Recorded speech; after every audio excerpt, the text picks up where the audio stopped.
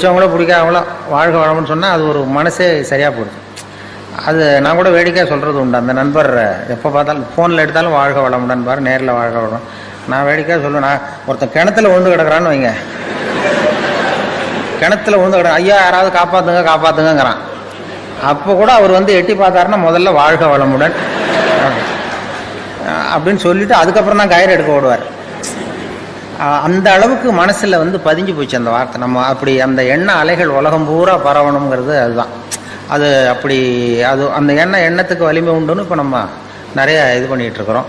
அந்த இதில் நமக்கு மனசை இது பண்ணுறது சொன்னேனே, வாழும்போதே செத்து போகிறவர்கள் செத்த பிறகும் வாழ்ந்து கொண்டிருப்பார்கள் அப்படிங்கிறது ஒரு தத்துவம். வாழும்போதே செத்து போகிறவர்கள் செத்த பிறகும் வாழ்ந்து கொண்டிருப்பார்கள். அது எப்படி வாழும்போதே செத்து போகிறதுன்னா, அதை புரிஞ்சுக்கிறதுக்கு ஒரு கதை சொல்லுவாங்க. அப்படின்னா ஒருத்தர் ஆப்பிரிக்காவுக்கு போனாராம், ஒரு கிளி கொண்டு வந்தாராம், பிடிச்சி கொண்டு வந்தார். இங்கே ஒரு கூண்டில் வச்சு வளர்த்துக்கிட்டு இருக்கார். வீட்டில் கூண்டில் கிளியை வச்சு வளர்த்துக்கிட்டு இருக்கார். வேலைக்கு சாப்பாடு தண்ணி எல்லாம் வைக்கிறாரு. அது பாட்டு அந்த கூண்டுக்குள்ளே அந்த கிளி இருக்குது.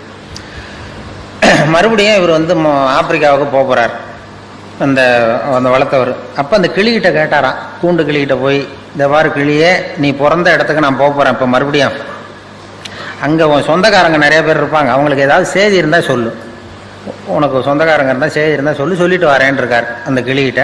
இந்த கிளி கூண்டுக்குள்ளேயே உட்காந்துக்கிட்டு, அது ஏதோ நான் கூண்டுக்குள்ளே இப்படியே வேலைக்கு சாப்பாடு கிடைக்குது, தண்ணி கிடைக்குது, கூண்டுக்குள்ளே காலத்தை ஓட்டிகிட்டு இருக்கேன்னு சொல்லு அப்படின்ட்டு இருக்கு. இவர் நேராக போனார் ஆப்பிரிக்காவுக்கு. போய் அங்கே காட்டு பக்கம் போய் இப்படியே ஒவ்வொரு மரமாக பார்த்து சொல்லிக்கிட்டு இருந்தாராம். கிளி பார்த்து, உங்கள் ஜோடி கிளி எங்கள் கூண்டில் இருக்குன்னு. எதுவும் கவனிக்கல எந்த கிளியும். ஒரே ஒரு கிளி மட்டும் தனியாக உட்காந்துருந்துதான் ஒரு கிளையில். இவர் யூகத்தில் அந்த கிளிகிட்ட போய், கிளியே உன்னுடைய ஜோடி கிளி அங்கே கூண்டில் வச்சு வேலைக்கு சாப்பாடு தண்ணிலாம் கொடுக்குறோம், கூண்டுக்குள்ளே வாழ்ந்துக்கிட்டு இருக்கு, எங்கள் வீட்டில் தான் இருக்குன்னு சொல்லியிருக்காரு. உடனே அந்த தனியாக இருந்த கிளி பொலன்னு கண்ணீர் விட்டு தான் அப்படியே சுருண்டு விழுந்து செத்து போச்சு. இவர் நினச்சிட்டா, ஐயோ நம்மளால் ஒரு கிளி இப்போ உயிர் போயிட்டுதே, இது அந்த ஞாபகத்தை ஜோடி கிளி, அதோட ஜோடி கிளி இதுன்னு புரிஞ்சுக்கிட்டார். உடனே ரொம்ப சோகத்தோடு வந்தார். இங்கே கூண்டு கிளிகிட்ட சொன்னாராம். கூண்டு கிளிகிட்ட அது மாதிரி சொன்னேன், அங்கே போய் ஒரு மரத்தில் உன் ஜோடி கிளி இது மாதிரி நீ கூண்டுக்குள்ளேனதும் அப்படியே உழுந்து செத்து போச்சு அப்படின்றாரு. அப்படி சொன்னது இந்த கூண்டுக்குள்ளே இருந்த கிளியும் பொலன்னு கண்ணீர் விட்டு தான் அப்படியே சுருண்டு உள்ளே விழுந்து செத்து போச்சு. இவர் ரொம்ப வருத்தப்பட்டார், அனாவசியமாக 2 கிளியை வீணாக எடுத்துட்டோமே அப்படின்னு சொல்லி. உடனே கிணிமை இதை வச்சுட்டு கூண்டுக்குள்ளே வச்சுருக்கக்கூடாது அப்படின்னு கூண்டை திறந்து அதை எடுத்து தூக்கி எறிஞ்சாராம் பக்கத்து வெளியில் தூக்கி எறிஞ்சா அப்படி படபடன்னு ரெக்கை அடிச்சுட்டு போய் உட்காந்துக்கிட்டு மரத்தில். சாவில் செத்துது மாதிரி கிடந்திருக்கு. போய் உட்காந்துக்கிட்டு சொல்லிச்சான், இது கூண்டுக்குள்ளேருந்து தப்பிக்கிறதுக்கு என்ன வழிங்கிறத என் ஜோடி கிளி உன் மூலமாக சொல்லி அனுப்பிச்சுது. அதுவும் அங்கே சாவல, உயிரோடு தான் இருக்கு.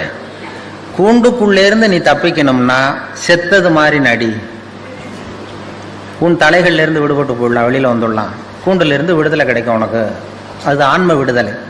அதனால் அந்த கிளி வாழும்போதே செத்து போனது, இப்பொழுது செத்த பிறகும் வாழ்ந்து கொண்டிருக்கிறது.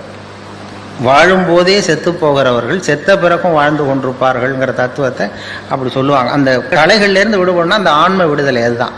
அந்த விடுதலை நமக்கு கிடைக்கணுங்கிறது தான் இந்த மன்றத்தை நமக்கு கொடுக்குற பயிற்சிகள். ஆன்ம விடுதலை உள்ளுக்குள்ளே போய் அகத்தாய்வு பண்ணுறதுனா எதுக்குன்னா, உள்ளே இருக்கிற ஒருத்தனை கண்டுபிடிக்கணும். உள்ளே இருக்கிற ஒருத்தன் இருக்கான் நமக்குள்ளே. இப்போ நமக்கெல்லாம் யாருன்னா ஒவ்வொருத்தரும் 3 பேர்.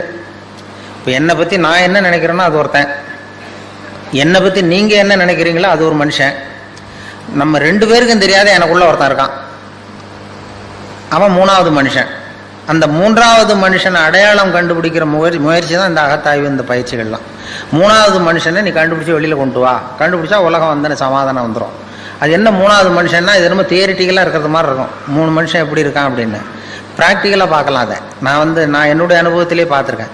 நான் மயிலாப்பூரில் கொஞ்ச நாள் குடியிருந்தேன், வானொலி நிலையத்துக்கு பக்கத்தில். அப்போ ஒரு 2 வீடு தள்ளி ஒரு பாட்டி அம்மாவுக்கு உடம்பு சரியில்லை, ரொம்ப சீரியஸ், ரொம்ப வயசான பாட்டி, உடம்பு சரியில்லை ரொம்ப. அந்த பேரன்லாம் ஓடி பாட்டிக்கு உடம்பு சரியில்லை, ஆஸ்பத்திரிக்கு அழைச்சிட்டு போகணும்னு ஓடி வந்தான்.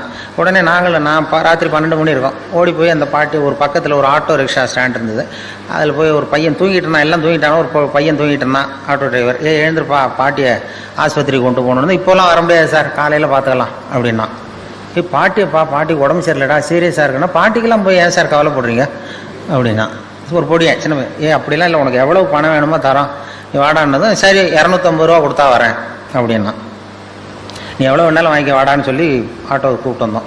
அந்த இடத்துக்கு 30 ரூபா தான் இப்போ பணம் கொடுக்கறது வழக்கம். அந்த இடத்துலேருந்து ராயப்பேட்டை ஆஸ்பத்திரிக்கு 30 ரூபா.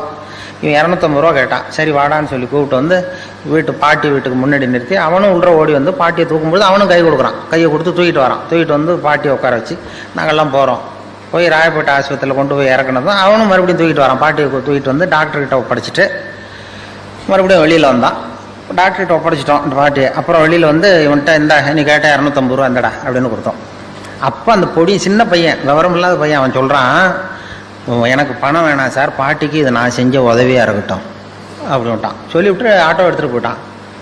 அப்போ என்னென்னா இதில் வந்து ஒரு இளைஞன் இந்த நேரத்தில் இரக்கம் இல்லாமல் 250 ரூபா கேட்குறானே, 250 ரூபா கேட்டான் பாருங்க, அவன் தான் முதல் மனுஷன். இந்த வயசில் இப்படி இரக்கம் இல்லாமல் இருக்கானேன்னு நான் நினச்சேன் பாருங்க, அவன் தான் 2வது மனுஷன். அந்த உண்மையான 3வது மனிதன் ராயப்பேட்டை ஆஸ்பத்திரியில் தான் வெளில வந்தான். அந்த அடையாளம் அவன் எந்த அகத்தாயும் பண்ணாதவன். அந்த 3வது மனுஷன் அடையாளம் கண்டுபிடிங்கிறதுக்காக தான் இவங்க இவ்வளவு பயிற்சிகள் நமக்கு கொடுக்குறாங்க. இது வந்து மதவாதிகளையும் எல்லார்கிட்டையும் உண்டு. அந்த 3வது மனுஷன் உள்ள ஒளிஞ்சிருப்பான், வெளியில் தெரிய மாட்டான். இப்போ அமர்நாத் கோயிலுக்கு இந்து பக்தர்கள்லாம் போயிட்டு இருக்கிறப்ப செத்து விழுந்தாங்க ஒரு 5-6 வருஷத்துக்கு முன்னாடி பேப்பரில். அதாவது குளிர் தாங்காமல் செத்து போய் விழுந்துட்டு இருந்தாங்க அமர்நாத்துக்கு, அந்த குளிர் இதுக்கு. அப்போ வழியில் இருக்கிறவங்கெல்லாம் வீடுகள்லாம் திறந்து வச்சு இந்த சாவறதுக்கு போராடிக்கிட்டு இருக்கிற இந்து பக்தர்களெல்லாம் கூப்பிட்டுக்கிட்டு வந்து அதுக்கு போர்வை போற்றி கம்பளி போற்றி ஆகாரம் கொடுத்து அவங்கள பிழைக்க வச்சு திருப்பி அனுப்புனாங்க. அப்படி திருப்பி அனுப்புனவங்கலாம் அங்கே இருக்கிற முஸ்லீம்கள். அதுதான் அந்த 3வது மனுஷன், அவன் தான் 3வது மனுஷங்கிறது. அப்போ போய் அந்த மதம் இது அவன் பார்க்கல. அது மாதிரி அந்த 3வது மணி அரசியல்வாதிகளுக்குள்ளேயே இருக்கிறான், எல்லாருக்கிட்டையும் இருப்பான். இப்போ ஸ்டாலின் வந்து இருக்காரு மேயர், மெட்ராஸ் மேயர், அவர் வந்து பிறந்த நாள் வாழ்த்து சொல்கிறதுக்காக திருநெல்வேலி பக்கத்துலேருந்து நிறைய பேர் வந்துருந்தாங்க. ஒரு 8 வருஷத்துக்கு முன்னாடி எல்லாரும் வந்து பிறந்த நாள் வாழ்த்து சொல்லிட்டு திரும்பி போகிறாங்க. திண்டிவனத்துக்கு பக்கத்தில் அந்த இளைஞர் அணி, திமுக இளைஞர் அணி வேன் கவுந்துட்டுது. ஒரு 4-5 பேர் செத்து போட்டாங்க ஆக்சிடெண்ட்டில். சில பேர் உயிருக்கு போராடிட்டு இருக்கிறாங்க. ராத்திரி 11 மணிக்கு 12 மணிக்கு நடந்தது. எல்லாம் இடித்தவன் ஓடி போட்டான். அந்த நமக்கு எதுக்கு வம்புன்னு. அதுக்கப்புறம் வர்றவங்களும் திரும்பி பார்க்கல, இது நம்ம கோர்ட்டுக்கிட்டு அலையணும் அப்படின்னு சொல்லிட்டு போயிட்டாங்க. விடிய காலம் வந்து அந்த திண்டிவனத்தில் இருந்த இளைஞர்கள் சில பேர் ஓடி வந்திருக்கிறாங்க. அவங்க வந்து டீ குடிக்க வந்தவங்க. பார்த்தா ரோட்டில் கிடக்கு, வேன் கவுந்து கிடக்கு, திமுக கொடி பறக்குது. உள்ள சில பேர் செத்து கிடக்குறாங்க, சில பேர் சாவறதுக்கு போராடிக்கிட்டு இருக்கிறாங்க.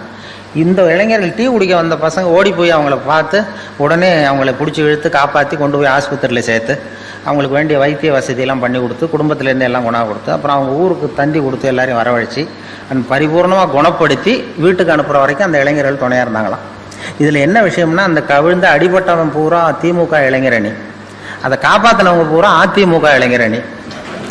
அப்போ கேட்டாங்களாம், இது என்னடா அந்த கட்சிக்கு போய் நீ உதவி பண்ண, நமக்கு விரோதி இல்லையான்னு கேட்டிருக்கான் அந்த இவரை, இளைஞரணி தலைவர். கட்சி என்னடா கட்சி, மனுஷனை விட கட்சியாக முக்கியம் அப்படின்னாராம். இதுதான் அந்த 3வது மனுஷன். மதவாதிகளுக்குள்ளேயும் இருக்கிறான், அரசியல்வாதிக்குள்ளேயும் இருக்கிறான், விவரம் தெரியாத ஒரு ஆட்டோ டிரைவர் உள்ளேயும் இருக்கிறான். அவனுக்கெல்லாம் அப்பப்போ வெளியில் வரான். நாம் நிரந்தரமாக வெளியில் கொண்டு வரணும். தீவிரவாதிக்கு உள்ளேயும் அந்த 3வது மனுஷன். இப்போ இந்த இதில் மதுரையில் இமாம் அலி, ஐதர் அலின்னு 2 தீவிரவாதிகள் போலீஸையே சுட்டுவிட்டு ஓடி வந்தாங்க.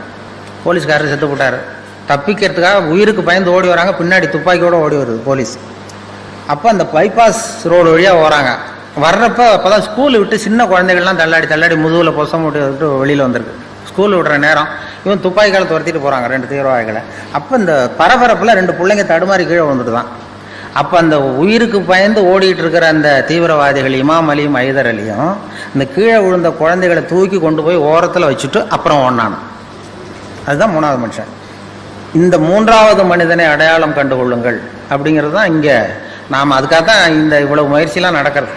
நமக்குள்ளே ஒருத்தர் இருக்கிற அந்த 3வது மனிதனை அடையாளம் கண்டுபிடிச்சி வெளியில் கொண்டு வரணும். அப்போ தான் அதை கண்டுபிடிச்சிட்டா உலகம் இன்பமயமாக இருக்குங்கிறது தான் இது. வேறு கடவுள் அங்கே எங்கே தேடிட்டு இருக்கா, உள்ளே இருக்கிற அவன் தான் கடவுள். உள்ளே இருக்கிறான் பாருங்க அந்த 3வது மனுஷன், அவன் தான் அந்த இறைவன் கட்டான். இப்போ வந்து மதம் தான் ரொம்ப கடவுளுக்காக கவலைப்படுறது, மனுஷன் கூட கவலைப்படுறதில்லை. மதங்கள் தான் அதிகமாக கடவுளை பற்றி கவலைப்பட்டு ஒருத்தனுக்கு என்ன, ஒருத்தருக்கு ஒரு அப்பா தானே இருக்க முடியும். ஒருத்தன் அந்த அதான் போகிறாரு, அது யாரான்னு கேட்குறீங்க. ஒரு பையனை எங்கள் அப்பாங்கிறான். அதோ போகிறாரு, அவர் யாரானா அதுவும் எங்கள் அப்பான்னா சொல்லுவான். ஆனால் இன்றைக்கி மதவாதிகள், இப்போ நாம் மனிதர்களை தான் சொல்லிகிட்டு இருக்கிறோம். உலகத்தை படைத்தவன் ஒருத்தன் என்ன ஒரு சக்தினா அவனும் அங்கே ஒருத்தர் இருக்கார், இங்கே ஒருத்தர் இருக்கார், அவர் ஒரு அப்பா இவர் ஒரு அப்பான்னு சொல்லிகிட்டு இருக்க முடியாது. ஒரு தெருவில் 2 பேர் சண்டை போட்டுக்கிட்டு இருந்தானோ, ஒருத்தன் மூஞ்சியில் ஒருத்தன் குத்திக்கிட்டு இருந்திருக்கான்.